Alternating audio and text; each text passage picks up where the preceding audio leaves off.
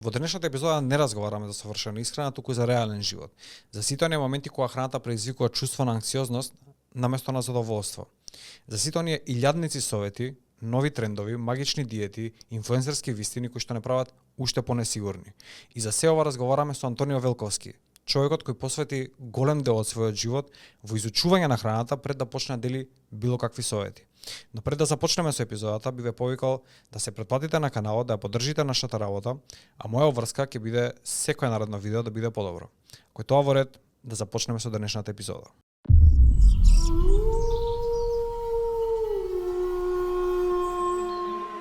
Не мислам дека сум далеку од вистината ако кажам дека си еден од најдобрите нутриционисти во Скопје.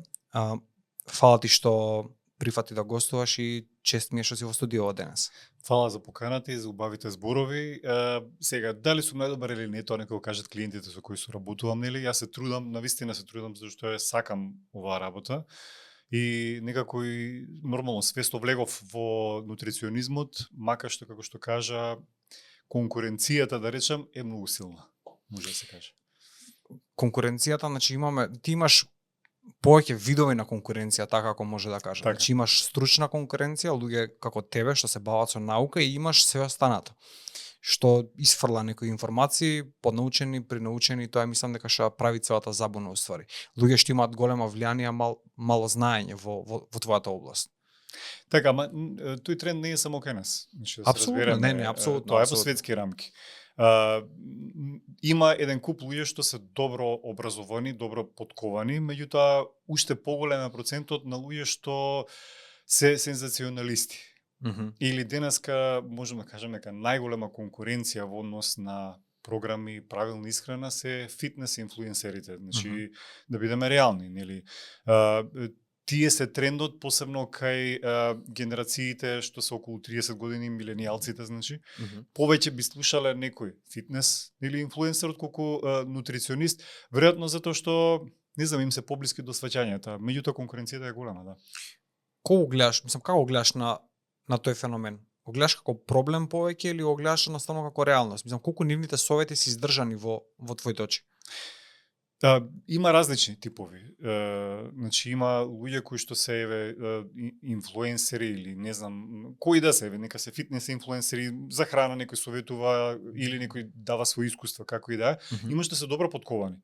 И имаат голема публика, така што привлекуваат публика и даваат добри информации. Меѓутоа, па ги речем, поголем е бројот на тие што даваат доста дезинформации и публиката смета дека тоа е вистина.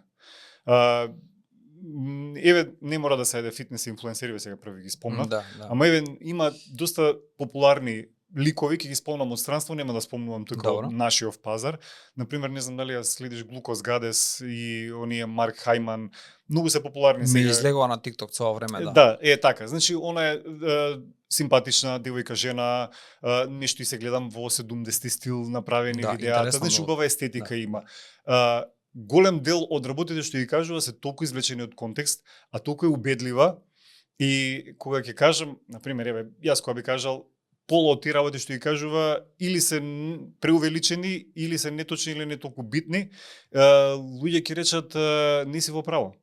Значи, влијанието, денеска визуелното продава и тоа што е сензационалистички, како што е низиниот случај, или Марк Хајман, не знам сега дали луѓето го знам, меѓутоа гледам дека често го споделуваат, па затоа го спомнувам. Марк Хајман знае да каже, шекерите се причина за се, или автоимуните заболувања се резултат на тоа, како толку да се едноставни работите. Меѓутоа кај народот тоа пали и искрено многу да речам не потиснува сите тие што се трудиме да дадеме некои научни основи на целата приказна.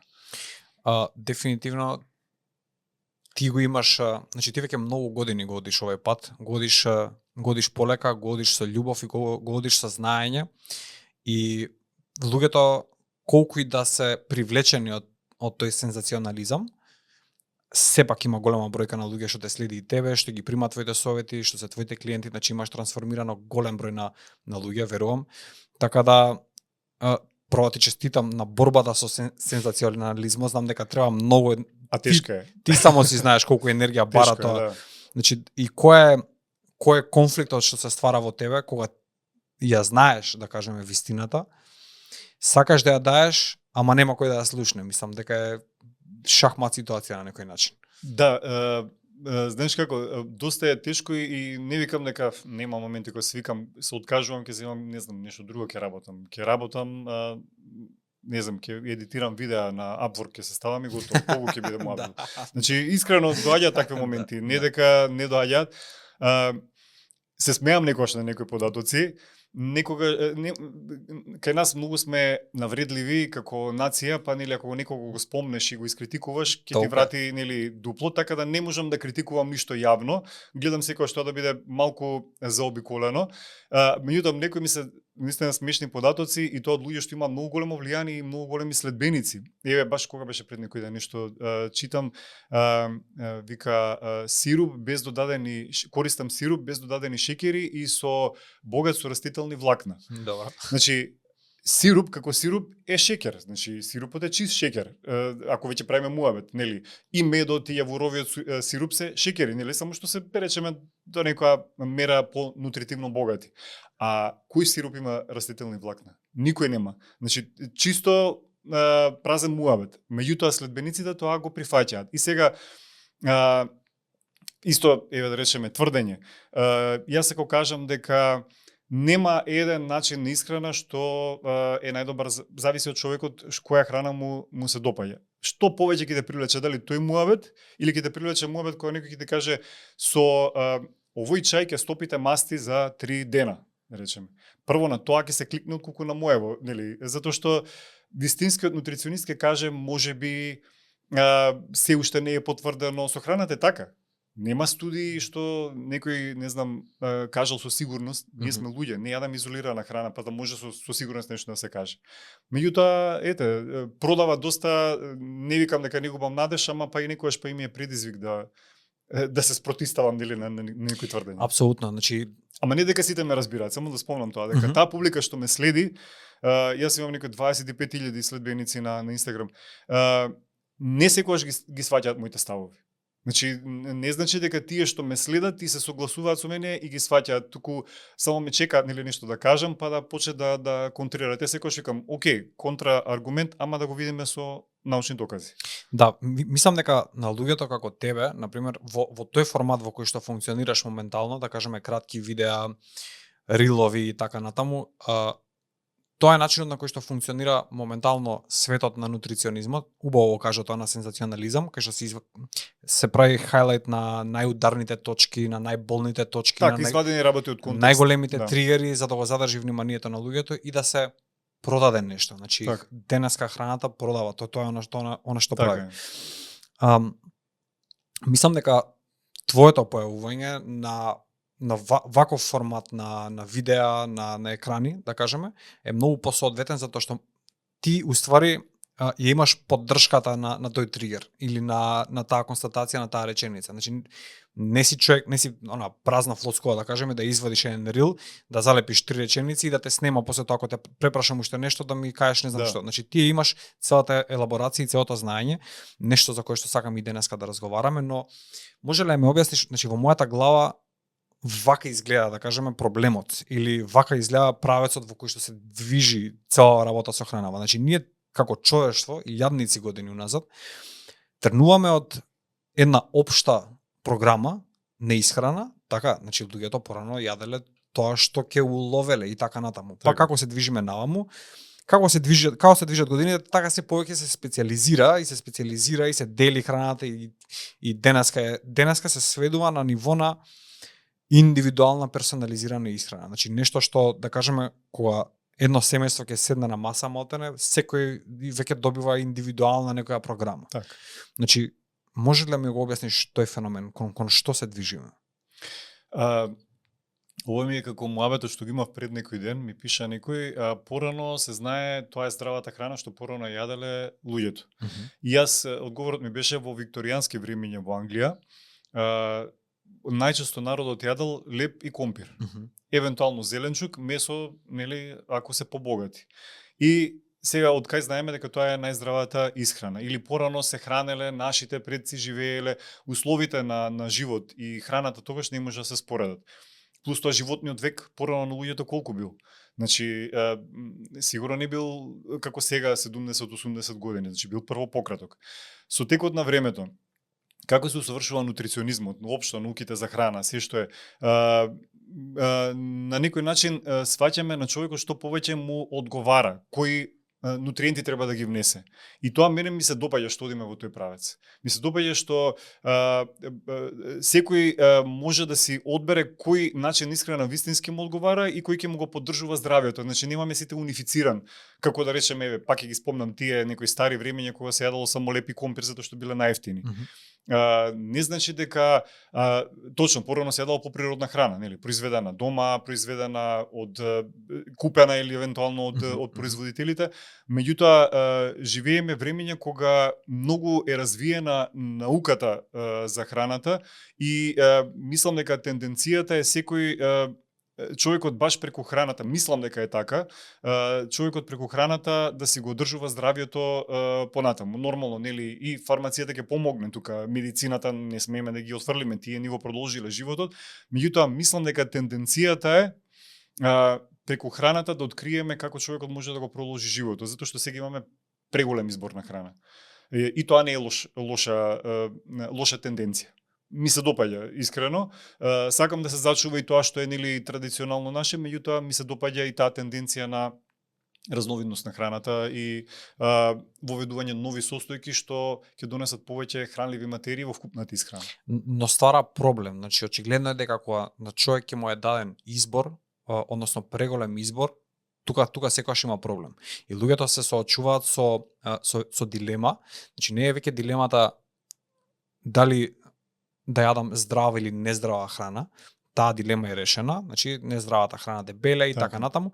Сега е дилемата која храна е супер храна, односно која храна ќе го извади максимумот од мене на некој начин.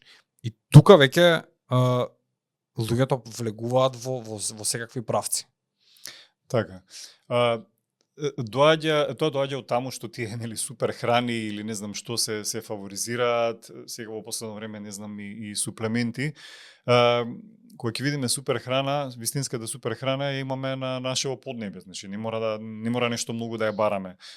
Можеме само да додадеме поголема разновидност, нели? Премногу сме обседнати со тој преголем избор. Јас знам, читав една книга едно време, вика човекот денеска живее во неприродна средина за него, кога има преголем избор на храна, само на дофат на рака, а реално не се движи, нема толку физичка активност или нема потреба од толку разновидна храна или толку многу храна.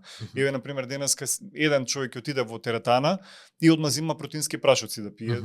Потребни ли му се? Значи прво мислам дека тоа е многу незнаење. Изборот е огромен, така што за тоа сега нели постоиме и нутриционисти, сега да се направиме мала реклама, за да кажеме во која насока треба да се движиме. И многу се комплицира околу тоа. Сите треба да зимаме сега, не знам, протеински прашоци или не знам, сите треба да зимаме во последно време, еве, сите мора да имаме во исхраната или киноа или не знам што. Не е задолжително. Тоа се само дополненија на исхраната, основата сепак останува како и секогаш. Зеленчук, овошје, житарки, здрави масти, односно јатки, семки по можност, нели, некои поздрави масла и нормално од животинските продукти умерено месо, јајца, како што и секогаш. Тоа е основата секогаш. Добро, но ама продуктите се поразновидни и подостапни. Океј, аргументот е дека суплементите се додаваат поради тоа што храната која што јадеме денеска е нутритивно сиромашна едноставно. Па може да се рече. Може да се рече прво почвата не е толку богата, нели? Вака се, значи храната што ми израснала како плод, тоа има хранливи материи. Не може да плодот да обстане, него му требаат тие хранливи материи, плодот не ги развива тие хранливи материи, не ги црпи од почвата за нас да ги искористиме туку за тој да обстане. Да. Штом обстанува како плод, значи има хранливи материи. Можеби не е толку богат, еве да речеме, не можеме да гарантираме колку селен има, колку јод има во храната. Меѓутоа има хранливи материи. И друг проблем е не само што содржи храната, туку колку нашиот организам искористува од тоа. Секој организам различно искористува од исхраната. Ние може и најдобрата исхрана да имаме, ако нашиот организам не е доволно ефикасен, во искористувањето на хранливите материи џабени едноставно. Значи има луѓе што јадат многу храна со железо, да речем. Меѓутоа можеби не прават добри комбинации. Или организмот не го искористува железото од храната доволно. А други луѓе па има минимално јадат храна со железо, а имаат високо железо, да речеме. Или високи вредности поврзани со хемоглобин. Значи, ние не можеме ништо да гарантираме. Така што суплементите во тој случај доаѓаат како додаток што ќе ни потпомогне да го одржиме здрав организмот. Само во тој случај, нели? Како се разви твојата врска со храната? Значи, она што ти си денес моментално, твоето сваќање и однос кон храната, почнувајќи значи од набавка до припрема, до конзумација, до делење совети, значи ти имаш изграден еден однос со самата храна, а различен од 99% од луѓето. Како се градеше, како учеше за храната? Ме интересира почетокот. Кога свати дека таму има нешто повеќе за тебе? Мојот пат до дека да станам нутриционист беше горе-доле, со повеќе падови отколку искачување. Јас сум по природа доста перфекционист. Значи, јас ако се опседнам со нешто, мора до крај да се истера. И некако, не знам, за исхрана кога почнав пред 15 на години нешто повеќе да се интересирам така. Имаше една книга, требаше да се преведува. Јас си некој првиот факултет ми е македонска книжевност. Значи и требаше да се преведува книга, нели, доаѓа по логика кога си книжевник, па ајде книга да преведуваш. Од српски беше или од хрватски, не се сеќавам. И беше најздравите намирници на светот и викам ајде да проучам да видам што е, нели, кои се тие најздрави. Некој готвач од Америка е пишувал, што му бил готвач и на Барак Обама, или не знам како беше приказан да се пред 100 години, не се сеќавам јас. И таа ми беше некако зачетник да се интересира малку повеќе за поздрава исхрана. Сега, бидејќи нели како што ме дал Господ, јас мора да отидам во некои екстреми, па слушав некои самопрогласени нутриционисти, нели јас сум бил жртва на тие интернет сензации. Додуше тогаш немаше интернет сензации, тогаш беа повеќе телевизиски. Да. И почнав да не речам да забегувам со храната, па навлегов во веганската исхрана, па почнав уште повеќе нели да се обседнувам со храната, што ме доведе и до орторексија, после и до булимија и слично од 20 извлеков од сето тоа. И во целиот тој пат мој во испитување на храната, кога видов дека имам проблеми со храната, очигледно дека нешто е проблематично, дека тироида не ми функционира нормално, правам прегледи, не се параметрива како што треба. Сватив дека морам малку понаучно да го испитам тоа. И тоа забележав дека има во Велес првиот факултет отворен за нутриционизам кај нас, значи поточно е насока, дел од техничко-технолошки факултет, дел од Битолскиот универзитет. И 2016 година некаде. И баш жене ми кажа, сега додам, викам пак да учам, да не учам после 13 години по дипломирањето, кој пак да се враќа на учење.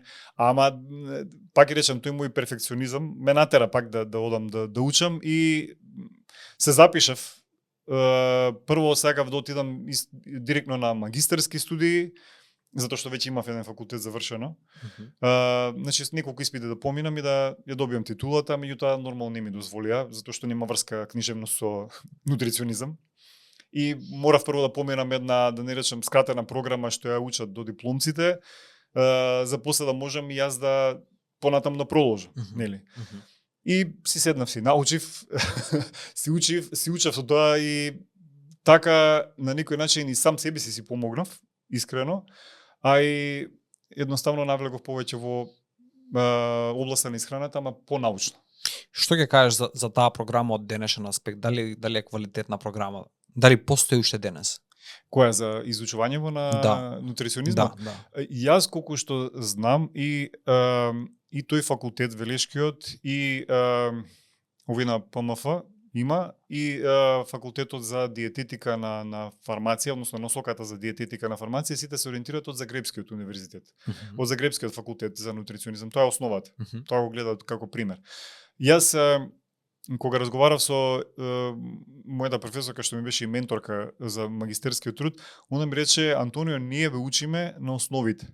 Значи факултетот е букварот. За после да знаеш да читаш. да ти дава добра солидна основа да можеш после да сватиш што се опфаќа исхраната на човекот и да се снајдеш после во тоа море на информации. Затоа што вистинското учење, да се разбереме, не е на факултет. Вистинското учење е по завршувањето на факултетот, кога ќе се соочиме со реалноста. Ние точно учиме како функционира човековиот организам, кои се најчести заболувања, како се лечат со храна и не знам што. Меѓутоа тоа се теории, муабети, значи повеќе да кажам правила напишани. Кога ќе се соочиш во реалност со човек кој што има комбинација на разни здравствени случувања и тоа е жив човек кој што има и свои навики, носи зад себе навики, традиција, животен стил, не функционира како по книга. Значи вистинското учење е после тоа, меѓутоа факултетот ти дава добра основа.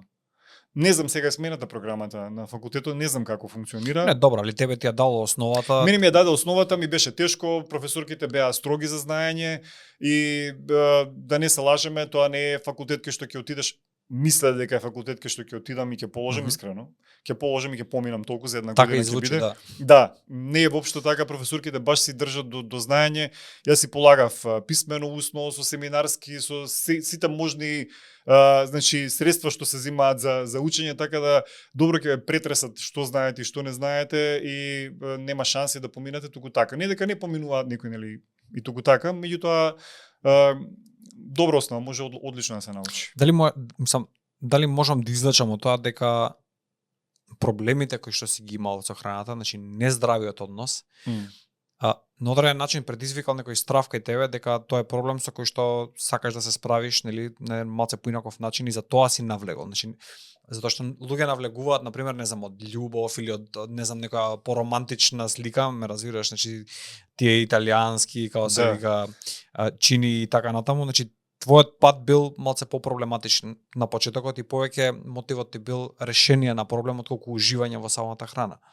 Па повеќе можам да кажам да. Да, значи две работи ме натераа. Прво, проблемот со самиот себе си. Значи, јас искрено кога тргнав на факултет и се исплашев, викам таму ќе дознам работи што се неисправни со тоа како се хранам јас. Дури се плашев, викам кога ќе дознам тие работи, како себе си ќе си кажам дека досега тоа што сум го правел било неточно, неисправно, дека сум си штетал на себе си. И јас искрено кога ходев на предавања со главоболки дома се враќав. Бидејќи ја гледаш вистинската слика како е. Ти кажува професор, нели, како е научно потврдено. Ти сакаш спротивставуваш се, сакаш не, тоа е науката, тоа кажуваат учебниците, нели. А од друга страна, во тие периоди кога се интересирав за храна и паралелно и готвев храна, со сопругата носевме храна, соработувавме со некои продавници за исхрана, луѓе по нарачки, нели, дома што се правеше, тоа што толку и не беше регулирано како денес. И готвевме од дома, разнесувавме храна, продававме и сакав дури и курсеви за готвење да правам. И сега луѓе ме прашуваат за здраво готвење, нели. И сега луѓе ме прашуваат, а која ти е тебе позадината, која е оправданоста, нели, ти да ми го држиш тој курс, да речеме, да. Тоа некако исто ми беше пресудно дека јас морам да имам некоја позадина со која ќе се оправдам себе си, зашто јас продавам мозок, нели, за исхрана, а јас уствари се сум научил како и секој друг, со прочитано на Facebook, тоаш беше Facebook, нели, популарен. Со прочитано на Facebook, со слушнато на телевизија, ништо посебно. Така што тие две работи беа причината зошто отидов на нутриционизам. Кога во прв момент осети дека веќе поседуваш одредена количина на знаење, да станеш сигурен, да кажеме, во себе и дека можеш да го пренесуваш тоа на луѓе и дека евентуално луѓе би те биле клиенти понатаму и дека евентуално би можело тоа да се развие како твоја професионална одредница понатаму? Па искрено, после 2-3 години работа со клиенти. Значи некога излегов од факултет, кога излегов од факултет бев најнесигурен.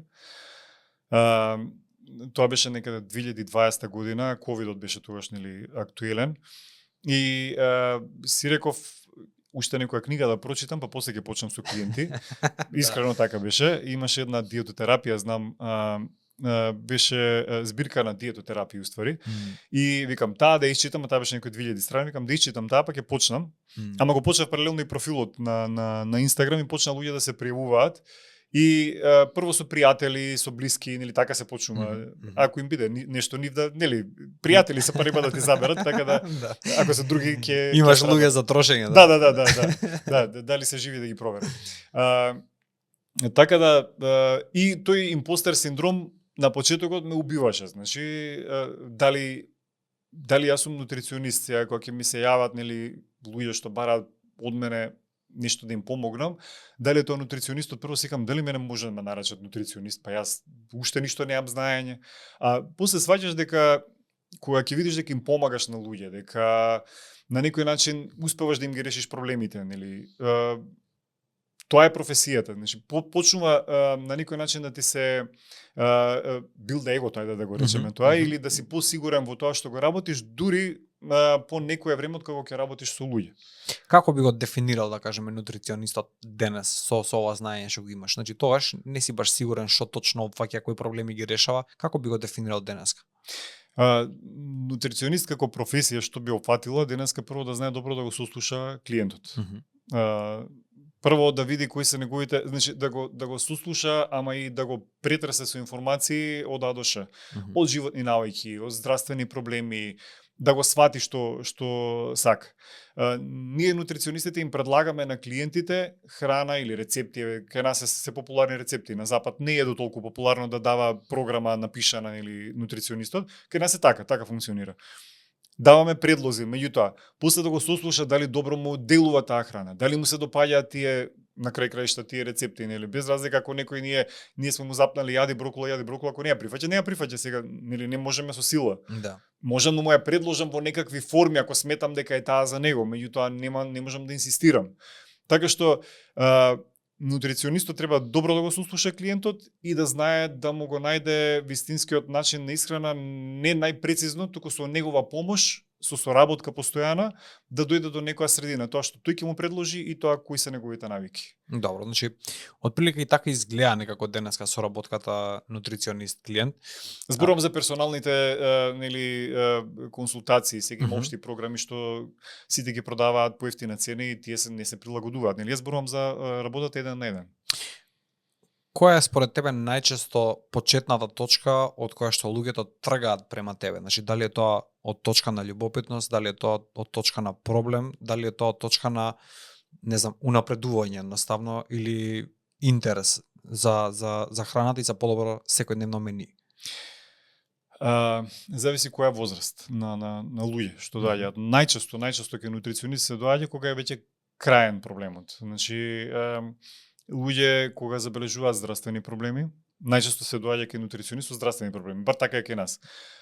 И тоа права муабет за луѓе што се веќе 37-8 години, над 40 години, доаѓаат баш во моментот кога има некои изместени параметри на крвна слика, доктор им кажал, ги советувал да одат кај нутриционист и тогаш доаѓаат, нели, или има луѓе кои што одат од нутриционист на нутриционист барајќи да си го решат проблемот со исхраната, да речеме. Да. И сега кај помладите, под помлади мислам 25, 30, 35 години, тие тука гледам дека сваќањето за нутриционизмот е малку поинако, значи доаѓаат за совет повеќе, за инспирација, за подобрување на исхрана. Не викам дека и меѓу нив нема со здравствени проблеми. Пак тие со здравствени проблеми се најголем процент. Доминираат, да. Ама сепак човек од 40 некоја година нема да дојде да рече чисто сакам да си ја подобрам исхраната, туку тоа ќе го направи човек од 30 години. Значи има и такви, меѓутоа проблемот е првата основа зошто се доаѓа кај нутриционист. Која е, ме интересира, значи ние сме дека генерално сиромашно подрачје. Значи од храната и со храната имаме некој чуден однос, мислам, не е тоа чуден однос, тоа е рационален однос. Едноставно луѓето трпезата им е според новчаникот, колку имаат пари, толку ставаат.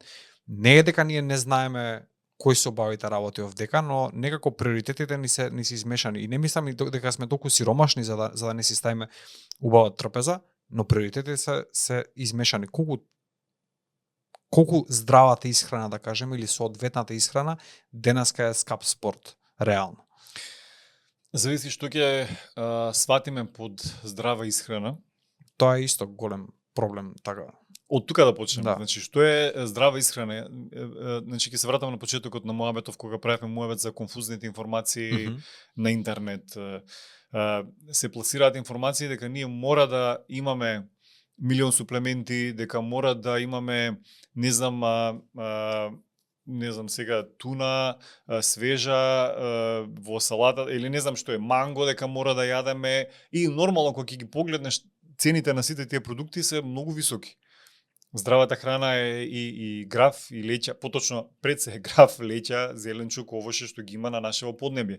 И од толку конфузни информации, луѓе преминуваат кон јадење кифла, значи што ќе се мислам сега дали е ова здраво, дали не е здраво, па тоа што гледам кај инфлуенсериве дека е здраво, мене ми е прескапо, па добро ќе си купам кифла со јогурт, таа реално ќе ме кошта 100 денари, дали и толку ќе ме кошта, и ќе се најадам.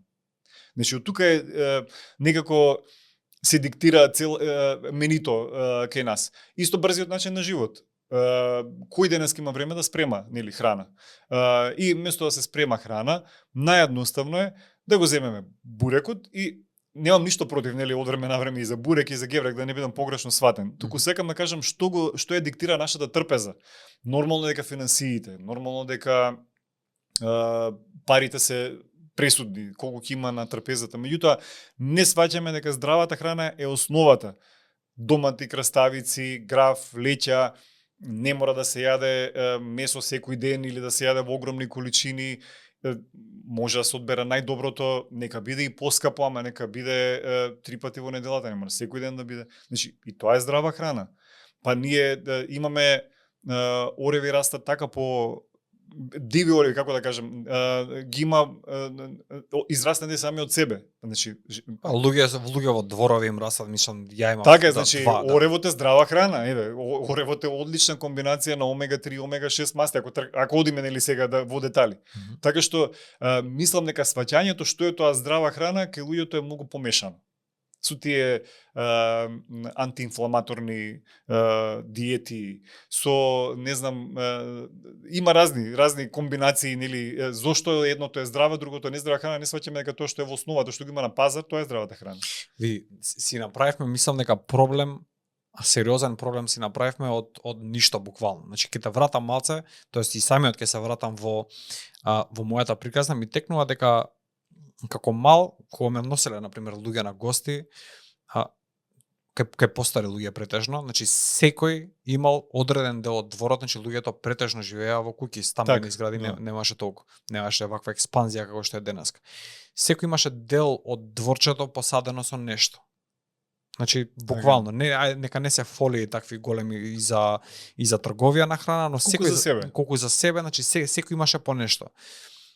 Тие луѓе кога, нели, дојде некоја модернизација, технолошки напредок, иновации и така натаму, почнаа да бидат на некој начин исмевани од помладите генерации, а таа генерација, зборам сега за постариве, кои што го имаат изградено целото тоа, значи нив мислам, они не гледаат поента во тоа да се објаснуваат со тебе дали е тоа здраво, не е, дали он што ќе изгуби 5 сата денеска, да кажеме, во копање во дворот, се исплати за него или не. Он не навлегува во таа дебата со тебе, пошто он го знае одговорот, а ти си будала една која што нели мисли дека од него почнува светот. И ние влеговме сега, нели, во овие стамбени згради, значи луѓето се постанови повеќе, немаме контакт со природата, се помалку имаме контакт со било што е живо, што е свежо и така натаму, и седиме на телефон, гледаме храна по цел ден, што е за мене е, како ти кажам, значи стварно голем етички проблем. Не знам некако ми представува, не знам дали е до мене, дали е некое пообјективно вака согледување на работата. Пошто има денеска многу луѓе, едно е што не знаат, друго е што се манипулира кога ќе почне да се произведува контент за храна, освен ако не е едукативен, ја стварно не гледам стварно некоја етичка димензија во тоа.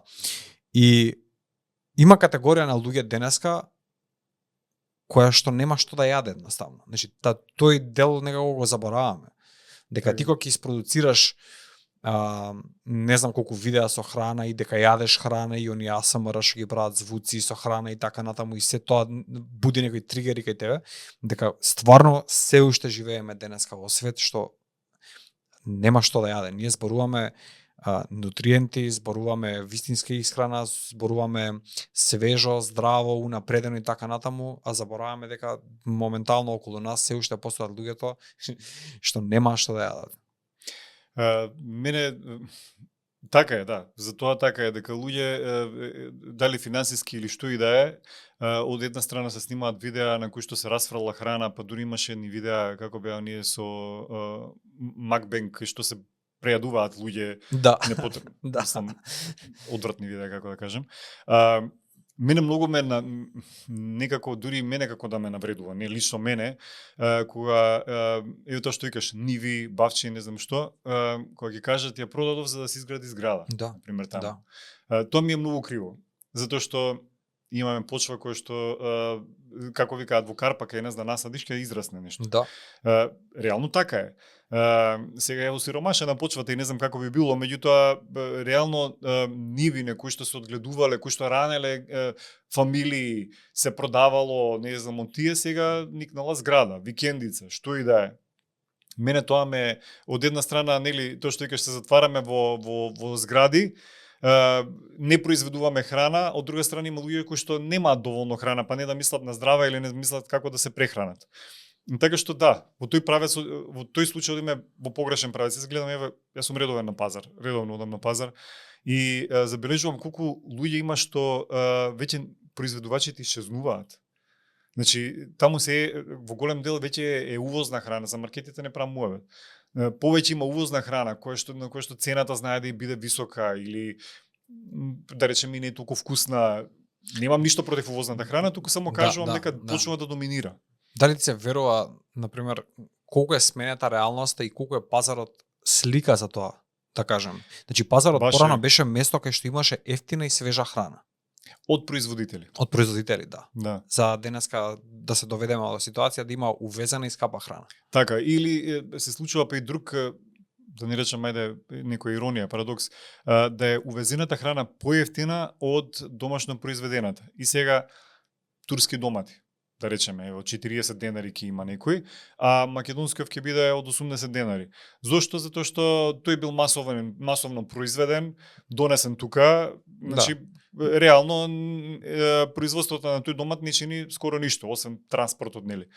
За македонскиот да се произведе, тој човек треба да купи ѓубрива, да го одгледува, да се, нели таму не ги знам кои се процесите, нели земјоделците да си ги знаат тие, да се измалтретира и на крај ќе му стави цена, нели повисока, затоа што сака и трудот да му се исплати, нели на крај краишта. И ќе дојдат на пазар и ќе речат што е ценава сега тука. Значи ние не гледаме и оправдувам луѓето, нели. Не гледаме ние цена, не гледаме квалитетот, гледаме цената. Ќе отидеш ќе купиш поевтиното. Да. И тоа многу често се случува. Ама тоа е пазарот. Мене ми текнува нели исто во текот на растењето, имаше дел од вестите, нели кога се гледаше телевизија од тоа време. Дел од вестите буквално беше кадар некој со истурена приколка на овошје, на не знам на зеленчук, на некои продукти, на руинирано земјоделие едноставно, на луѓе што протестираат, што штрајкуваат, што се во тешка беда, значи немаше кадар, немаше ден. Јас со тоа растев, тоа беше делот, значи точно знаев, мислам дека и у колку сат ќе ги слушнам. Затоа што откупот им беше и сега веројатно не е на завидливо ниво, откупот им беше слаб.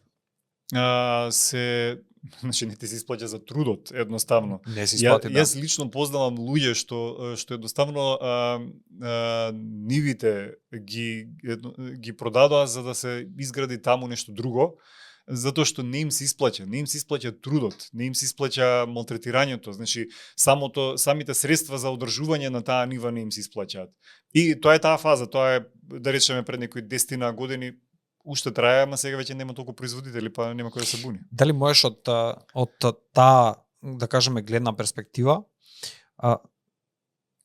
да кажеме дека падот на земјоделството е некако право пропорционален со падот на здравјето на една нација? Па може да се рече. Може да се рече, не знам сега, мене ми оди спротивно прво на финансиската моќ на народот, прво и основно тоа, затоа што нели од една страна никој ништо не произведува А од друга страна викаме дека немаме пари. Нели? Да. Кога не се произведува, значи се треба да е увозно. Не може се да биде увозно, нели, ама голем дел да биде увозна храна, која што ќе биде поскапа, не знам. И од тој аспект можеби и помалку квалитетна. И со тоа можеби навистина ќе дојде и до опаѓање на здравјето. Не дека по секоја цена мора да значи опаѓање на здравјето. На крај краишта луѓе живеат во Исланд, живеат Скандинавија, кај што многу тешко се произведува, најчесто увозна храна јадат, па се нели здрави. Не мора да значи по секоја цена, не мора да значи увозната храна дека е лоша и штетна, меѓутоа јас сепак сум за тоа да се поттикне тоа што може да се одгледува на нашето подрачје, да се продолжи да се одгледува, зошто не?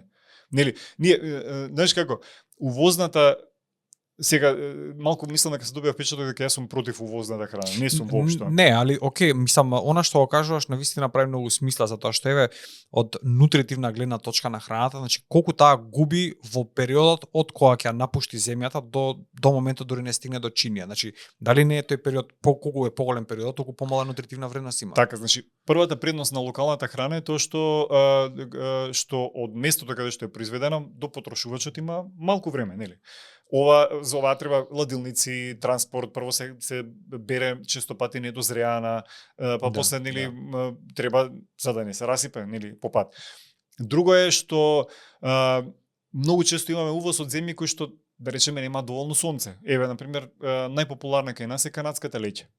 Канадската леќа можеби провери по декларациите во најголемите маркети, еве сега да не спомнувам никој нели да не правам реклама, ќе видиш дека најчесто леќата од Канада. Канадската леќа не може да има исто процент на протеини, да речеме, колку одгледа на некоја тука во Македонија или на хранливи материи, соодносот на хранливи материи. Тоа треба нели да лабораториски да се испита. Меѓутоа ние уште тоа на факултет сме го учеле дека еден граф кој што има идеални услови кај нас, кога би се одгледувал во Норвешка, би го немал истиот квалитет. Ќе ги има хранливите материи, но соодносот кој ќе биде? Дали ќе биде поволен? Дали ќе биде споредбен со нашиот граф овдека, кај што има, не знам, се одгледува кај нас нели на овие што се малку повисоки места, како Крива Паланка, кај што има и повеќе, да речеме, по-умерена клима на некој начин, поголема влажност и така натаму. Мислам дека тоа го бараше гравот, сега ги фатив нели мешункиве како пример. Меѓутоа, хемискиот состав на соодносот на нутриенти во храната произведена во Канада и во Македонија, која што е да речеме на некој начин медитеранско подрачје, не може да биде ист. А да не зборуваме нели за транспортот. Ние барем по маркетиве кај нас овдека тие декларации за потеклото на храната, значи голем период маркетиншки беа насочени како доказ за квалитетот на таа храна. Значи некако така беше цвртена целата приказна, на пример се што е од Германија, не знам, од Канада, од кај да е, дека се што е уствари на некој начин декларирано и дека таму има некое знаме, колку е поголема државата, нели толку е поголем квалитетот. За Германија да не збориме, значи да. Германија е мислам дека на број 1 декларација на све што може да се залепи. Се што е од Европска унија. Да, се што е Европска унија. И самите пакувања се направени да изгледаат побогато, поприлично и така натаму. Значи овдека е нашава храна која ќе ја ставиш во споредба или до таа храна изгледа буквално ова е поатрактивна, да. Многу сиромашно, да. Јас читав нешто како податок сега, не можам да го кажам дека со сигурност точен, дека тоа што се произведува од одредени брендови во Германија, веќе кога спомна Германија, и тоа што се носи од истиот бренд на Балканов, поточно кај нас, не е исти квалитет. Прво и основно. Второ, храната дали е означена со европска ознака, со германска или не знам што, пак составот не е битен. Значи, дали има премногу шеќери, дали има премногу заситени масти, хидрогенизирани масти, дали има премногу палмени масти, што и да е, дали од Германија, дали од Македонија, тоа не би се вклучило во здрава храна. Да, во Европската унија има повеќе контролирано производство. Значи, во Европската унија се има правила кои семења се одгледуваат, колку, како или не знам што. Меѓутоа, не сите производи што ќе дојдат од Европска унија се по секоја цена здрава храна. Нели? На крај краишта има готови нели производи, тешки преработки што доаѓаат од таму, ова е квалитетно или од кај знаеме ние од кај тврдиме дека едно белгиско чоколадо што дошло тука и што кај нас е 300-500 денари, дека е квалитетно. Го испитал некој? Или е само брендот и рекламата?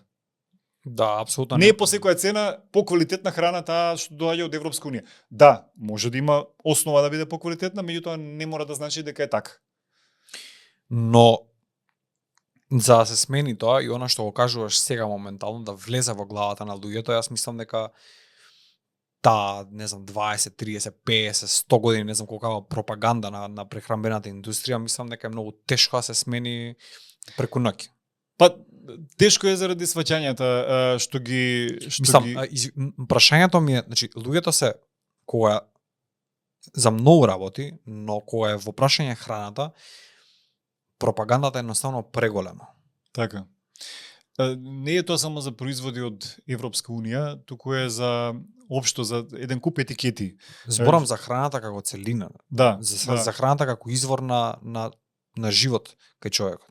Така, да. Луѓето се осетливи кога станува збор за храната. Јас сум нутриционист, работам со луѓе и точно знам, мене ми се случило, например, во програма нешто да вметнам, и луѓе да ми се налута што сум додал нешто што не го јадат. Значи, навредливо го чувствуваат тоа. До толку е. Значи, ние сме многу осетливи кога станува збор за храната. Нели? Па после ќе направиме корекции, ќе се најдеме некаде на средина. Така што, пропагандата со храната, мислам дека со храна и со облека најмногу може да се прави пропаганда и да се продаваат маркетиншки трикови. И тоа е најлесно, да допреш до човек. Па да, види, значи освен таа корисност, значи таа енергија што добиваме од храната, многу луѓе наоѓаат и задоволство, уживање. Значи директно влие изборот на храната, директно влие врз неговото задоволство во текот на денот. И во текот на многу денови, нели? Па добро, да, ние не сме, како да кажам, машини, па само да ни ставаат гориво па да работиме, нели? Да. Многу погрешно е сватено и презентирано на социјалните медиуми дека храната е гориво и, например, вежбав, заслужив да јадам тоа и тоа, храната не е гориво, само туку храната е задоволство. Ние сме луѓе и уживаме во храната, нели?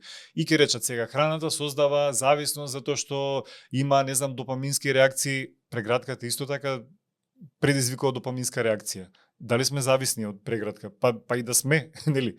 Значи, храната е и задоволство, храната нели не е само гориво и не е тоа лошо. Тоа е, луѓе сме, нели? И веројатно затоа и пак ќе се вратам на мојабетов дека затоа и се манипулира со храната најмногу. Да, затоа те прашав, значи кој е твојот однос со храната, затоа што точно тоа е, мислам дека односот на повеќето од луѓето за храна и дека бара таква позадина, такво знаење кое што го имаш ти очигледно, за да можеш да ја направиш таа разлика. И прашањето ми е колкава шанса воопшто денеска добиваат луѓето да изградат нормален однос со храната и дали ја добиваат? Не. Значи нормален однос со храната денеска се нарушува односот со храната. Значи јас сега сум бил жртва, така што и тоа сум го направил пред 15 години кога биле зачетоците. Не, денеска дури мислам дека ја го кажеш дека некоја храна јадеш од задоволство, грев правиш. Прво, второ, секојаш се очекува да јадеш, и посебно кај жени, например, се очекува да јадат малку. Затоа што треба да секојаш да се на диета. Многу влијае тоа на нарушување на однос. Млади девојки доаѓаат со исхрана од 800.000 калории, еднообразна храна, само со протеински прашоци, пилешко месо и грчки јогурт. Јас викам, каде е задоволството во оваа храна? Значи, ајде, окей, нека бидат пак пилешко, протеински прашок, грчки јогурт, ама ајде малку да украсиме. Треба да не биде задоволство денеска кога ќе станеме, да помислам на тој оброк и да ми биде задоволство, не да ми се смачи, нели? Второ, преголемото влијание на интернетот и осудата, нели, колку јаде количински, колку таа многу ти е таа храна или таа храна е чиста, таа не е чиста, комплетно се нарушува односот кон храната. Луѓе се плашат да јадат денеска, додека не внесат во апликација, додека не прочитаат, има скенери, некој ми праќа лето не, зимата беше, лето сега. Ми праќа, се помеша, ми праќа скенирана храна, значи има апликација, јас не сум ги користел, да ти скенира храната и да ти каже апликацијата дали е таа здрава или не е здрава храна. Има, да. Така. Не сум ги користел. Прв пат ги дознав тогаш. Јас на пример ставив на стори некое протеинско сојно млеко, го купив од Lidl и јас на пример кафе многу сакам со сојно млеко, не сакам со обично, не ми оди некако комбинација. И го ставив затоа што јас сум човек што многу сака јаглехидрати, па на некој начин гледам како да зголемам влез на протеини, па викам ова е добро. И сега ми праќаат скриншот. Ова апликацијата кажува дека не е добра храна. Океј, добро, знам дека од тоа сојно млеко нема да добијам кој знае какви хранливи материи, не знам што, и тоа на некој начин е преработка. Меѓутоа, ја не го јадам тоа за доручек, ручек и вечера, не го пијам место вода, па да се плашам дека некои 100-200 милилитри што ќе ги ставам во едно кафе, дека се страшно нешто. Нели, го пијам затоа што ми е вкусно и затоа што ми помага на некој начин некој процент на протеини да внесам во организмот. Меѓутоа, тоа јас затоа што го знам дека е така. На обичен човек да му речеш зошто го едеш тоа, апликација покажува дека тоа не е здрава храна. Значи веќе му ја ставаш бубачката во глава и утре тој човек ќе има лош однос кон храната. Да се плаши од секој залак што ќе го внесе во уста. Наискрено. Со тие муабети за шекерите вака, шекерите така, со муабети за толку протеини треба да се внесуваат, clean eating и не знам што, претеравме стварно. Се наруши скроз, посебно кај помладите се наруши односот кон храната.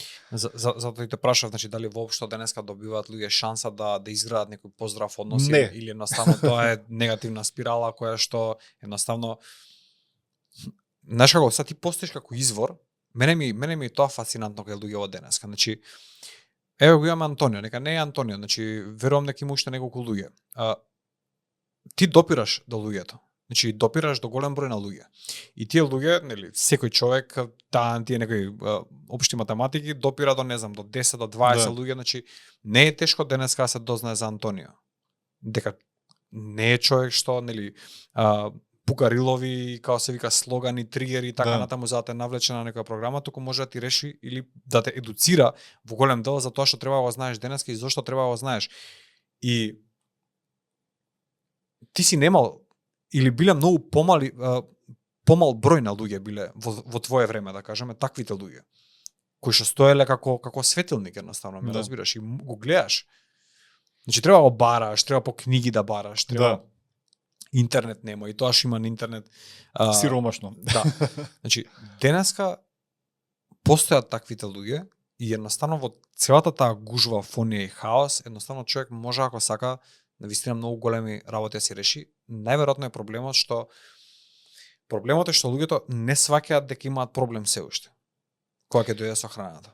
Значи се ќе допрат околу храната, не знам, депресии, психологија, све ќе допрат околу храната, храната нема, ќе остане некако, затоа што се сведува некако навредливо е човек да признае дека не знае да јаде денес. Некако така. Дека има проблем со храната. Дека има проблем, да. Да. И јас од што тргнав да се образувам повеќе, затоа што јас се плашев да си кажам дека имам проблем со храната. Значи, денеска, колку по-екстремен си, толку е подобро. Што викаш, може да се нели луѓе како мене или не знам што, па може да ја добијат информацијата. Меѓутоа, знаеш што ми рекоа еднаш на коментар на TikTok?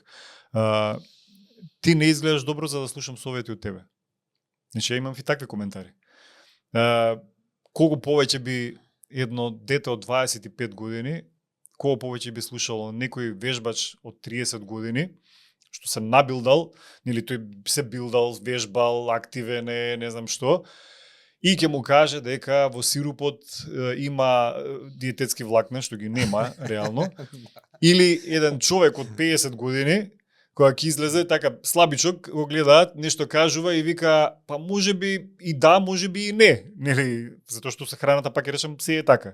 Кого повеќе ќе го слушнат? Па нормално дека дечко со сирупот што има диететски влакна и што јаде конфлекс со протеински прашок и мислам ја прво не знам како може да е смисла таа комбинација, ама ајде, нели? И сметаат дека тоа е вистинското. Значи, и затоа сметам дека, како да кажам, на крај краишта луѓе го сваќаат тоа што сакаат да го сваќаат, го примаат како информација тоа што сакаат да го примаат како информација. Да, ви најверојатно е потребна некоја човечка еволуција. Така. Малце разликување на фикцијата од реалноста, да може да направи што е реално, што не е, што се аплицира на човечко ниво, а што е некоја фантазија или филм. Не, нешто што му е по-лесно сватливо. Значи денеска одиме на инстант информации. Значи некој нутриционист кој што ти кажува дека студиите за храна сите се како да кажам релативни. Нема ни една која што со 100% и ти тврди дека едно нешто е штетно или добро. Освен да речеме за канцерогени материи, тие не се испитувани дури ни на луѓе и со голема веројатност се тврди дека некои материи што се создаваат во храната или се применуваат штетат на човекот. Значи тие со голема веројатност, меѓутоа има некои. Меѓутоа голем дел од студиите се направени врз животни, значи не може да се аплицираат директно врз човек. Други се направени како во вид на обсерваторни студии, односно следена група на луѓе и прашувани како се хранат. Значи од тип на дневник. Јас во дневникот може ја вчера не знам што сум јадал, ама ќе кажам, нели, најчесто јадам, на ден јадам јајца, некогаш јадам лепче со тоа, некогаш, значи тоа е релевантно, ама нема како поинаку да се испита.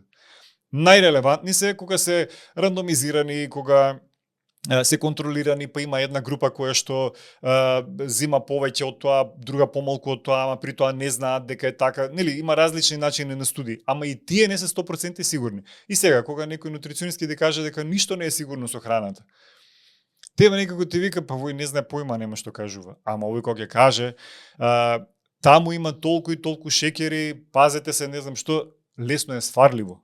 И затоа луѓето повеќе тие информации ги прифаќаат. Ќе се вратам на глукоз гадас, нели? Повеќе ќе ти каже, кога ќе ти каже не јади благ појадок, јади солен затоа што ќе го качи инсулинот. Ќе го качи шеќерот, ќе го качи инсулинот. Па добро што ако го качи шеќерот? За што постои инсулинот во организмот? Нели има еден куп функции, има меѓу другите да го нормализира шеќерот во крвта. Ние не треба да јадеме нонстоп само, нели, да го тестираме колку може, нели, инсулинов да се справува со шеќерот. Нели, ама панкреасот колку може повеќе да произведува да го тестираме, не е тоа поентата, ама која е оправданоста да не јадам благ појадок, да речеме. Ма точно тоа, таквиот тип на изнесувања, правење контент и содржина која спаја под едукативен. Да. Значи, тоа треба да се банира, едноставно треба да се забрани све, мислам дека на социјални медиуми во никој случај тоа не може да биде. Значи, кога беше од Нова година, кога донесоа правило на Мета дека веќе нема да се контролираат информациите толку многу како претходно. Значи, на социјални медиуми што се предводени од алгоритам, сензацијата победува. Да се разбереме. Значи, колку сакаш со научни факти излегувај и кажувај, никој нема, ти ќе бидеш на второ место, а не знам, ќе биде некој што направил сензација со својата изјава, ќе биде на прво место и тоа и одговара на апликацијата. Му одговара на Инстаграм, му одговара на Фејсбук. Зошто? Затоа што тие луѓе се врткаат околу тој човек, ги привлекуваат да останат на апликацијата. И онако земе тој човек што привлекува толку многу публика да го банира, па он изгубил бизнис. Значи се сведува на бизнисот денес. Така да тоа е тоа. Не може никош да бидат банирани тие. Не, апсолутно. Значи тоа што го викаат денеска технофеудализам и начинот и степенот до кој што тие социјални медиуми и апликации се влезени во нашите животи преку различни врати, значи тие не влегуваат директно преку храната, но храната е една од вратите. Да. Која ти ќе навлезеш, значи ти влегуваш на социјални медиуми за дружење, за не знам, за слики, за најразлични мотиви имаш, ама вратата на храната е тука негде и не мислам дека луѓето имаат механизам да го исконтролираат тоа во блиска иднина. Не мислам дека тоа ќе се случи. Па евете еден обичен пример, нели како функционираат социјални медиуми. Јас пред колку беше време имав некој видео таму и ставих хаштаг weight loss. Инстаграм упорно ме банираше, но месец дена, зашто јас сум ставил, нели, weight loss, после тоа видов дека тоа било тој хаштаг бил баниран. Едноставно не го дозволува. Ама за тоа некој не знам дал некоја тотална дезинформација во врска со храна што реално може, или некој инфлуенсер не кажувам имиња, пак нели не спомнувам ништо, кажува дека јаде еден оброк на ден и ги убедува своите следбеници дека на тој начин ослабел и дека тоа е вистинскиот начин на исхрана и им вика при тоа не пази дали го следат деца со анорексија, со булимија, не, тоа не е битно. Он кажува дека јас јадам еден оброк на ден, другото само го гледам и се викам, тоа може да ме здебили, не го јадам. Тој има 80-90 илјади прегледи, мене ме банира затоа што сум имал хаштаг weight loss. И тоа се правилата на Инстаграм. Да, може ли тоа да го демистифицираме малце? Тоа е еден оброк на ден. Мислам дека тоа е многу популарно денески и дека многу луѓе сериозно го имаат воведено во своите животи. Значи колку да, колку не, која е науката позади тоа? Вака, значи, прво ќе ти зборувам од моје искуство. Добро. Со клиенти. Прво и основно, според мене, со еден оброк на ден не можеш да се внесат сите хранливи материи потребни во текот на денот. Значи, што сакаш јади. Второ, вистинско обтварување на целиот дигестивен систем. За да можеш да се најадеш само со еден оброк, треба стварно да изедеш количина на храна што е оптоварување на дигестивниот систем. И колку тоа ќе успе да се искористи после организмот, колку ќе го искористи, колку може на долги патеки тоа да се обстојува, прашање. Почестата ситуација што јас ја гледам кај луѓе што кажуваат дека јадат еден оброк, мислат еден сериозен оброк. Значи еден оброк да седнеме и да јадеме. Додека помеѓу едно пиво, едни грицки, тоа воопшто не се смета. Од децата што останало сум го земал, сум го каснал. Јас имам официјално еден оброк. И тоа е почестата ситуација. Отколку дека вистински некој јаде, а стварно има и луѓе што јадат само по еден оброк. Има, ама има религиозно се држат до Да, се држат до тоа до и го пропагираат како исправно на интернет дека тој еден оброк е доволен. Ако им функционира окей, меѓутоа јас не го оправдувам. Пак ќе ти речам, не може со еден оброк единствен денеска се снабдат сите хранливи материи, каде се протеини, каде се калциум, железо. Знаеш колку тешко може да се достигнат тие хранливи материи во текот на денот. Еве, земи ајде колкаво парче месо ќе изедеш за да ги надокнадиш минимум 100 грама протеини. Колку можеш да изедеш? Ами треба ли и другиве хранливи? Кај се Б витамини, каде се другиве минерали? Како ќе се снабдат тие од еден оброк? Има одредена количина на калории кај секој човек кој што му е потребно, нели, во денот да функционира оптимално. Постои ли нешто како универзална доза на или универзална количина на калории вака за поголема група на луѓе?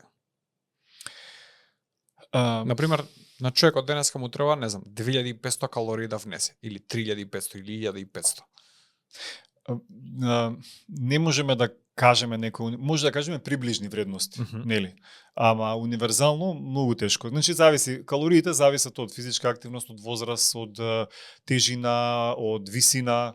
Тие се главните нели предиктори колку калории ќе ни бидат потребни во текот на денот. Да, но да те кажам само која е почетната точка зашто те прашувам ова, затоа што луѓето денеска отприлика ќе знаат колку имаат потрошено.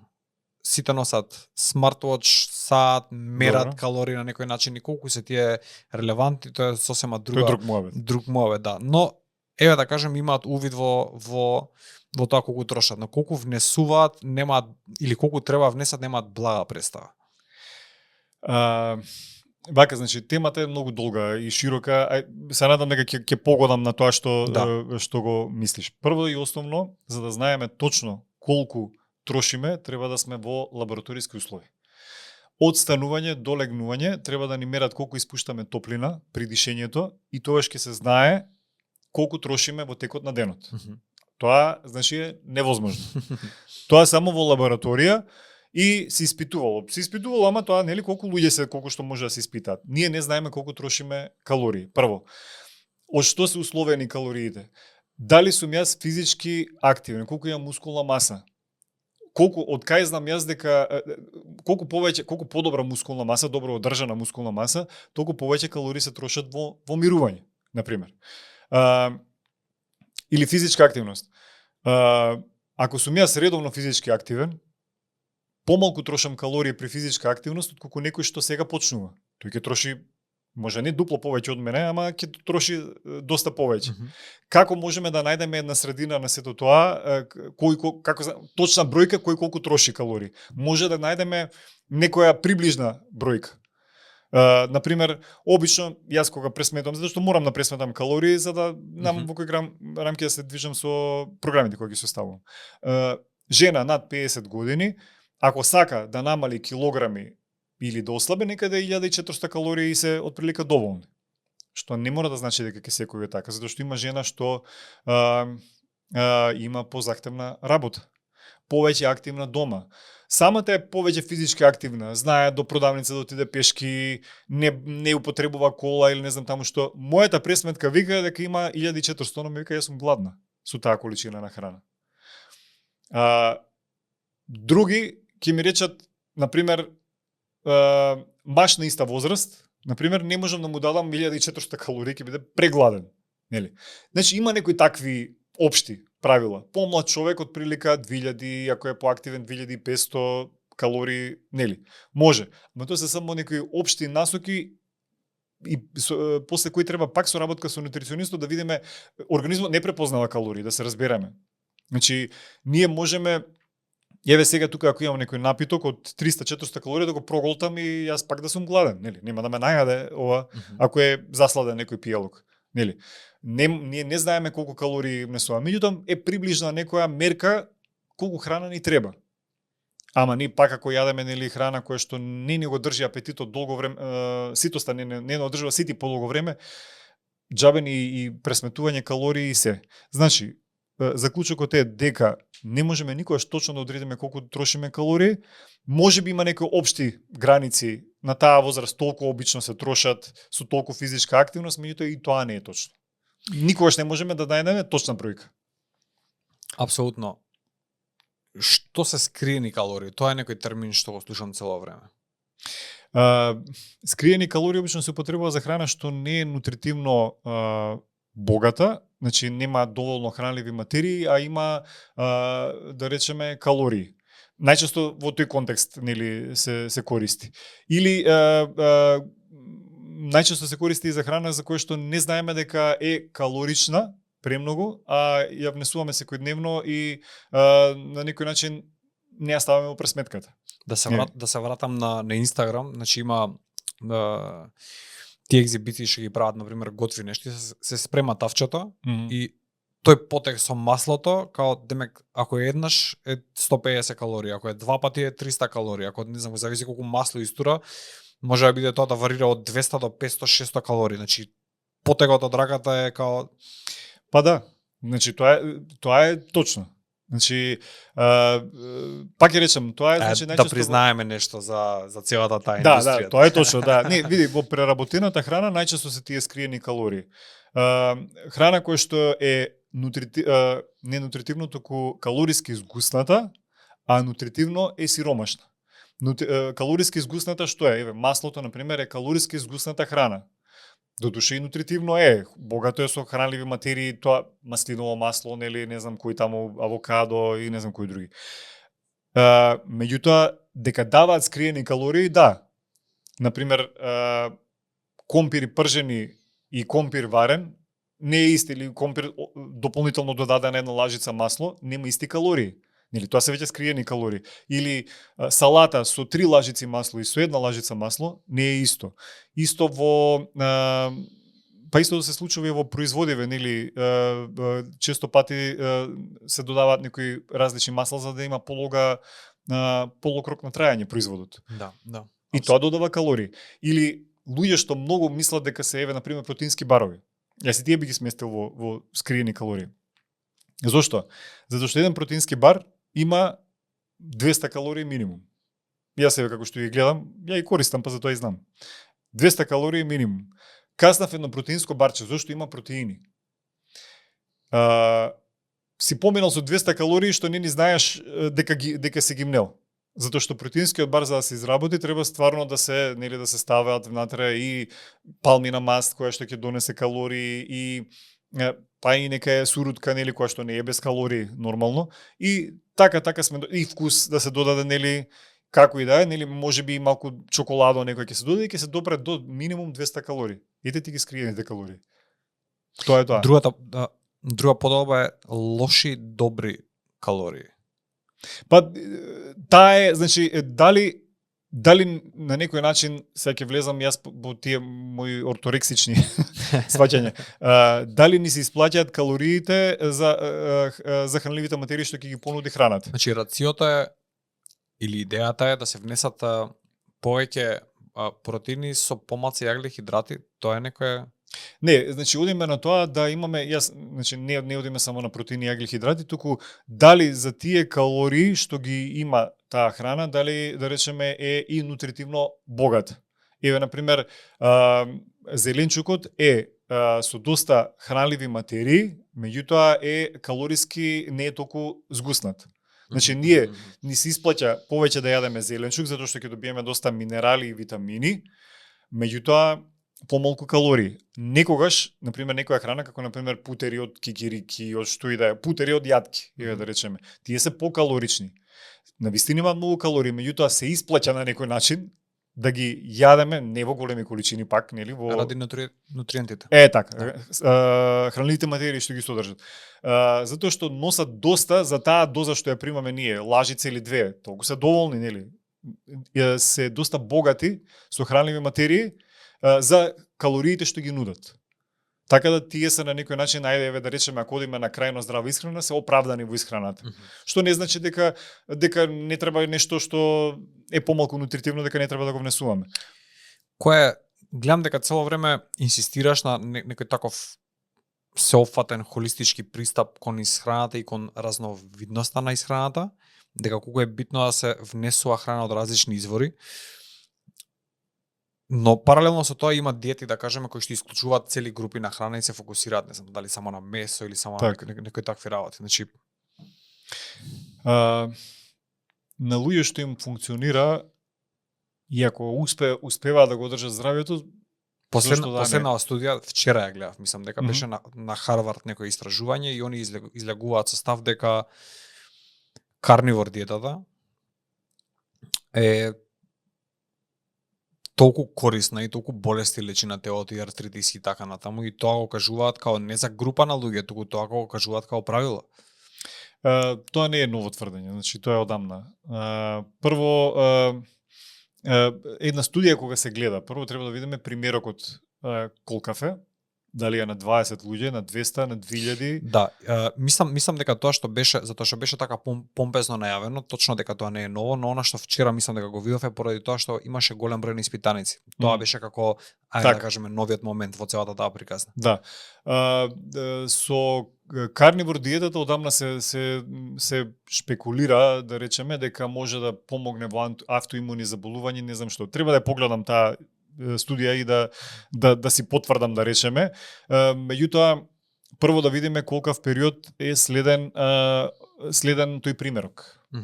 На кој начин е изведена таа студија?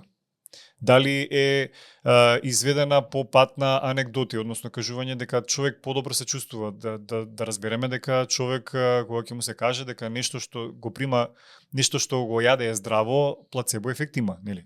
Да видиме тоа да не има проблем тука во цела ситуација. Од кај знаеме?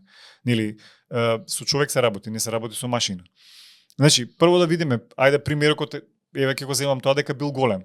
Колку време се следени? Дали е тоа во клинички услови следено? Дали има споредбена група која што јадела медитерански тип на исхрана, да речеме, па сега ја споредуваат со карнивор диетава, па гледаат кои се предностите, кои не се предностите, затоа што на пример има за на пример за јадење, пак ќе се вратам на благиот фисулинев поедок, сега ми текне. Значи има една студија која кажува дека кога се јадат на сабајле јајца, има подобра глукоза, не знам што таму, липиден статус и не знам што. Споредено со кога се јаде благ поедок, и тоа беше едно време сензација. Кога ќе се погледне студијата, на крај има заклучок дека разликите не се многу значајни. Ама тоа не е битен тој момент од студијата да се прочита, затоа што овој другиот е поинтересен. Карнивор диетата. Денеска станува доста популарна, многу инфлуенсери, не знам, ја прифаќаат, гледам по YouTube, најчесто на YouTube ги гледам тие видеа. Според мене да се лиши човек комплетно од сите групи на храна и да јаде само месо е не знам како би функционирал организмот на долг рок. Значи, ако е за така и за кетото има еден куп позитивни студии, нели? Луѓе кои што одлично функционираат, ама колку време се следени тие луѓе со кето диета? 50 години. Обстоиле 50 години. Со медитеранска исхрана има нации што живеат така. И ги следиме. А со карнивор колку? 2 месеци?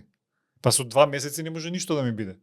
Ако имам така појак организам, ништо нема да ми биде. Така да го видиме и периодот колку време се следени. Да. Ако така гледаме и кето и хроно, сите се добри, за сите има добри студии.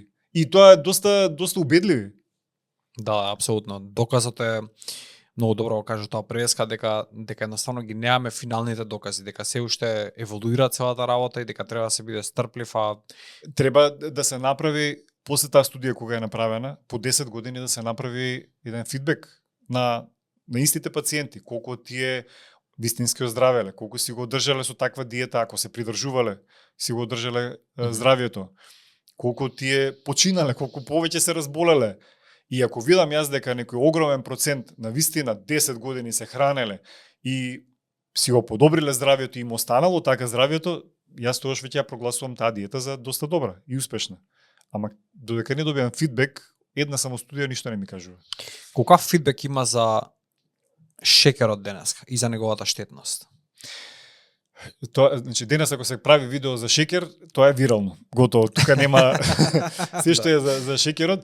И мене многу ме засега тоа што луѓе не сваќаат дека под шекерот е многу голем поим. Значи, се мисли дека шекер е само овој што се додава, нели, бел шекер, да, сахарозата, така што тоа е тоа, значи нема шекер. Шекер е и медот, шекер има и во шекер и фруктозата, значи има во вошето, во зеленчукот има шекер. Кога ќе ми речат јадам храна без шекери, викам јадеш ли зеленчук? Па како без шекери? Значи шекери ги има секаде, ги има во млекото, шекерот го има секаде. Мислам дека толку се излезе од контекстот тие шекери и не знам што, затоа што пак ќе речам битна е вкупната исхрана. Ние не јадеме шекер да го сркаме како макар што јас како дете и тоа сум го правил. Да, и јас. Да, сакам да кажам, ама тоа е како дете, нели. На возрастен човек не зема да јаде шекер како за ручек, нели. Дури и кога е како шекер употребен во нешто, во торта, да речеме, е заедно со масти, затоа што во тортата се става и протеини. Се ставаат и јајца, се става и путер, нели. И пак нема да дозволи толку голем скок на шекерот во крвта, да речеме.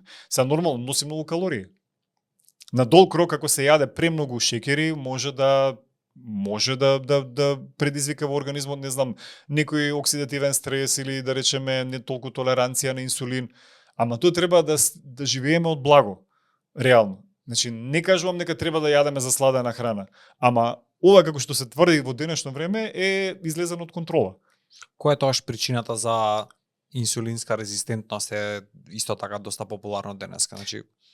Знаеш како една клиентка имав пред 2-3 години кога беше и со инсулинска резистентност. И вика кога соработувала со некоја фирма што продава средства за, да не правам реклами, нели, средства за слабење. И вика упорно ми кажуваш вика дека не сум доволно дисциплинирана, затоа имам инсулинска резистентност. Јас си кажувам, нели, дека стварно се трудам, имам и добра исхрана и се. Ама не ми е тоа причината, вика, дојде до момент таа што е била, значи како советник, ајде да ја речам, она да закачи инсулинска резистенција. И рекла, дури сега да сваќам дека не секогаш под наша контрола е организмот од што ќе заболи, да речеме. Што сакам да кажам? Причина за инсулинска резистенција може да бидат многу работи. Да, премногу јадење благи работи, може би ќе биде една од причините. Премногу внесување храна, општо, премногу калории. Значи може тоа да биде. Премногу масти исто така може да биде причина. Значи има многу причини кои што се собираат. Или полицистични јајници се поврзуваат исто со инсулинска резистенција. Или самата возраст. влегувањето во менопауза кај жените.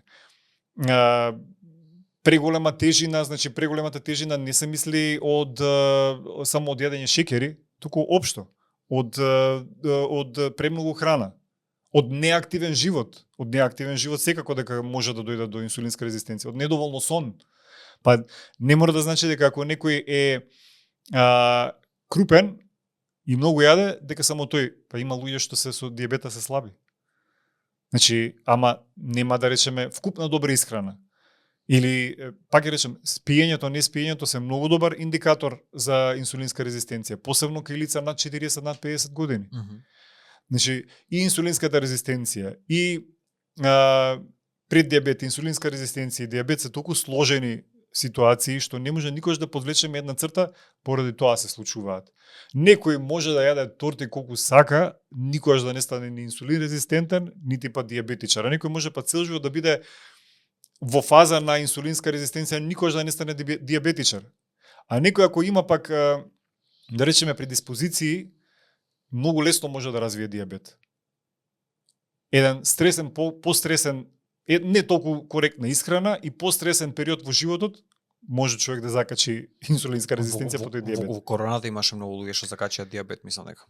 Недвижење и премногу јадење. Еве, уште веднаш ќе ти кажам. И преголем стрес. Значи, тоа беше таква психоза што ја трпевме нели секој ден, и скомбинирано со недвижење. Јас тоа викав како со сите тие забрани за недвижење кај луѓе што се диабетичари, што имаат баш хронични заболувања, кај кои вистински се препорачува физичка активност, ама не се мисли на вежбање, нели, бар да се придвижат малку, како нивке им се одрази се тоа. И се одразуваше на вистина. И се одразува се уште. Има уште една група на луѓе, група со болни од целијакија, која што тешко се снаоѓа, да кажеме, со изборот на храна овде. Да. Колку често се сретнуваш со таа група на луѓе и што би ги советувал, да кажеме, како подобро да си го организираат едноставно, или како подобро да се снабдат, или како го подобрат своето функционирање денес? Во Македонија збориме, затоа што гледаме дека таа група на луѓе полесно функционира во некои странски или европски држави отколку кај нас. Дека е системско некое прашање. Да, затоа што во западните држави има соодветни замени за конвенционалната храна, да речеме имитации, безглутенски имитации, нели? И затоа полесно се снаоѓаат. Кај нас мислам дека едно безглутенско брашно е некој, не знам, 300, 400, 500 денари за еден леп да го замеси човек и веќе, нели, запаѓа во агонија како да најдам храна. Меѓутоа, ако сватиме дека безглутенски житарки се просо, хелда, киноа, и од нив сега многу добро се прават и некои видови на лебови, са не се по структура како обичниот леб. Нели, зошто почнав со муабетот од лебот? Затоа што лебот нас ни е основно, база, нели? Да. Да, базата, да. Луѓе најчесто, нели, така ние во културата, да јадеме доста леб. Леб за доручек, ручек, вечер. Може работата е многу ја споредувам со периодот кога јас експериментирав со веганска исхрана пред 15 години и луѓе што не можат да поднесат, нели, глутен, односно најчесто со целијакија. Јас кога почнував пред 15 години, апсолутно ништо немаше веганско како производ што би можел да го консумирам. Еве, на пример, сега има кашкавали, сирење и слично. Јас не викам дека тие се здрава храна, тие се чиста преработка, ама некош па ти треба нешто да земеш, чисто да те потсети на старите вкусови, нели? Јас кога отидов, се сеќавам, во еден маркет и побарав наут, ми рекол оди во Семкара. Значи немаше ни наут тогаш. Не се продаваше, се продаваше лебелбие ова и мислеа дека тоа барам. Исто мислам дека е сега со луѓево со што не можат да поднесат глутен, значи пред се тие што се со целијакија. Мора се сами да се спремаат дома. Ете, тоа е најголемиот проблем. Значи, имаме достапни киноа, имаме достапни хелда, од кои се прават одлични лепчиња, се губав леп се прави, еве, гледам многу рецепти и од леќа, и доста се употребливи, и, како да кажам, може да се направат за 2-3 дена да се користат. Најголемиот проблем е тоа што се мора дома да се спреми. Јас еве кога составувам програма, гледам да вметнам на пример место леп компир некаде, како да биде како замена, се не е најсоодветна замена, нели? Во однос на вкус правам муабет. Нели, луѓе си го сакаат вкусот, тој што го јадат сите. И човек би се чувствувал, навистина кај нас се чувствува изолирано. Како што пак ќе речам, како јас кога експериментирав со веганство, нели, се чувствува изолирано. Одиш во ресторан, нема ништо за тебе. Што се случи со експериментот? Дали си денес веган, не си? Не. Што се случи, ми беше премногу ограничувачки. Искрено. Сакав да испробам и долго, колку, некои 5-6-7 години бев сигурно со веганска исхрана. Некој ќе рече дека мојата орторексија и проблемите со булимија можеби се поттикнати од веганството, но јас ќе речем дека од мојата глава се, не се од веганството, не дека ми пречело, туку едноставно почна да ме ограничува премногу со изборот на храна. И кога во таа фаза кога сакав да направам промени, да се извлечам од таа борба моја со храната, некако ми дојде најприродно да прекинам со веганството и да едноставно да прекинам со измачувањето со тој мал избор на храна. Антонио, ти си креатор на платформата Ајде да јадеме. Што све офаќа таа платформа? Јас порано само објавував само рецепти, порано, значи јас паралелно кога почнав со моите експерименти со храна, тогаш го почнав блогот.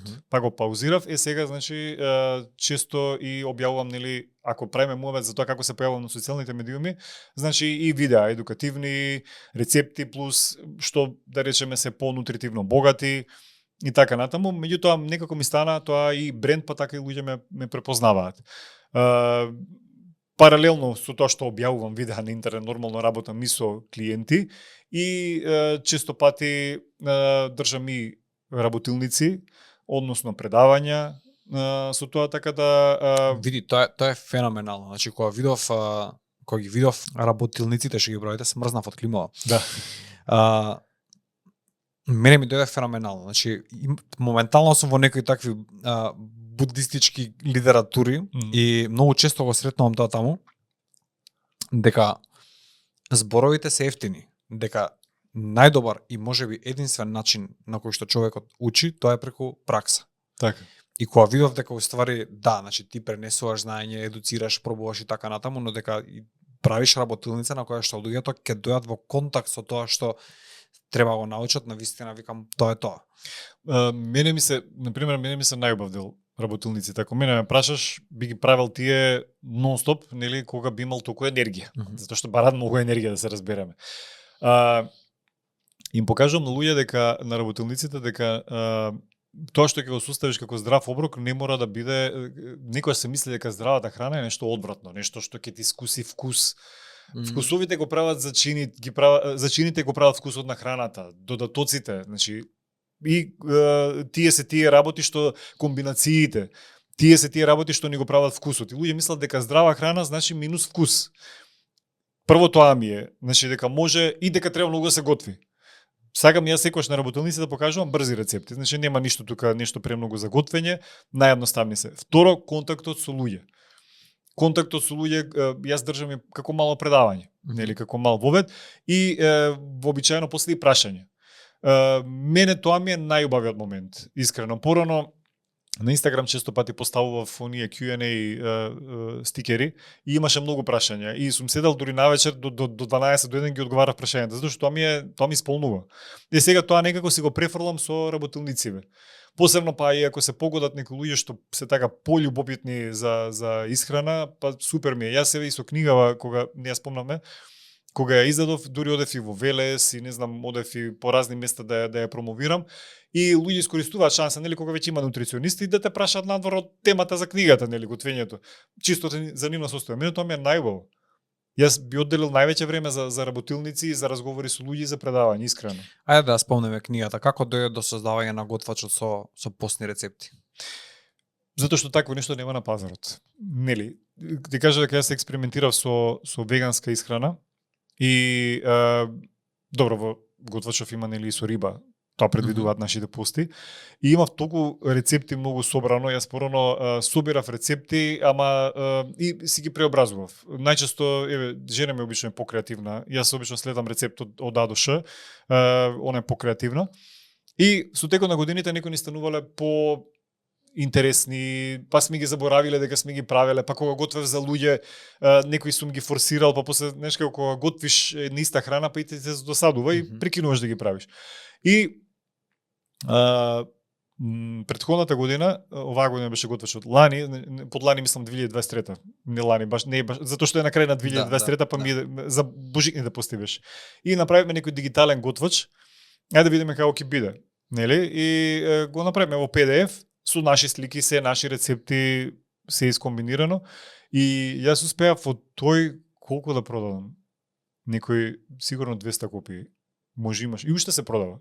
Тоа беше која имаше објавено, мислам дека еден јануари, која речеме снема во јануари. Па сега не знам како за кој период точно мислиш. Па пред 2 години така нешто. Да, јас не, извини, овој јануари беше. Овој јануари беше се изморив од овој готвач искрено, затоа што тогаш подготувавме, спремавме и ме снема поради тоа што во декември го сликавме. И тоа доцневме доста со сликањето. Моравме за 3 викенди да сликаме, прво беа договорени 60 рецепти, па после договори 80 рецепти за да не биде брошурка, туку да биде убава книга. Јас имав 200 рецепти дома, тоа колекција, ги одбиравме и мислев дека тоа е најтешкиот дел. Не е најтешкиот дел е да ги изготвиш, не сакавме да биде тоа, нели, слики извадени од интернет, реално можам сега, нели, со AI ќе кажам на ChatGPT, направи ми тоа и ќе биде. Па и не можеш, мислам дека луѓето го имаат го имаат осетот, да, дека уште не сме го изгубиле. И имаме многу малку време. Значи, после јас текстот што го имам во книгата, сакав, ја имав замислено нешто биде како мини дневник на некој начин. Да разбудам споменик кога сме ги готвеле тие рецепти. Или некои понови рецепти, зашто тие сме ги вклучиле. Нели, зашто се искомбинирани со овие стариве. И така ми беше, ама се тоа беше како еден вид на потточки напишано, нели? Сега ќе седнеш до тоа да го исликаш, да ги собереш сликите, да го напишеш. Значи, декември, јануари баш ни беше, јас 2 пати грип фатив.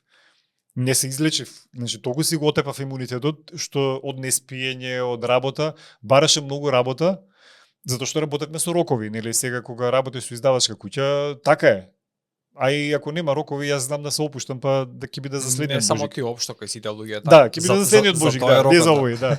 И искрено тогаш многу работа ни се собра и затоа декември, јануари ми беа стагнација со профилот. Како перформираше готвачот?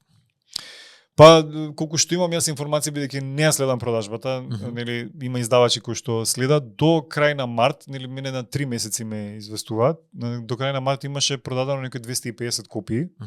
Сега да разбереме дека готвачот излезе на крај на февруари, нели. Значи имал само месец и пол за продажба, плюс да спомнам дека се случи, нели, ситуацијава со Кочани во меѓувреме, промоцијата скроз беше запрена, нели, нормално. И тие работи се одразија, меѓутоа од 1000 примероци колку што беа испечатени, до крај на март се продадоа 250. Сега колку ќе бидат до крај на јуни, не знам, затоа што во меѓувреме беше и сајмот на книга, на кој исто така присуствував. Очекувам дека сега е намалена продажбата и дека пак ќе се засили конкретно годината. Каде може да го најдат готвачот? Сега исклучиво во литература, или може да се нарача онлайн, нели, преку нивниот сајт на литература и на Арс Ламина. Да, они прават достава. Го има ли во електронска верзија или само во електронска верзија го нема, мислам дека и немам право да го издавам поради соработката. Не ни е таков е договорот, нели? Електронската верзија има на мојот старт, нели, тој што им беше како претходник на овој кога тестиравме, нели, како ќе помине, тој го има. Ама не се исти рецептите, нели, во електронската верзија некои се поклопуваат, меѓутоа тие се само неколку. Повеќето се различни. Антонио, да замислиме ситуација во која што имаш можност да одбереш 3 намирници кои би јадал до крајот на животот. Кои би биле тие?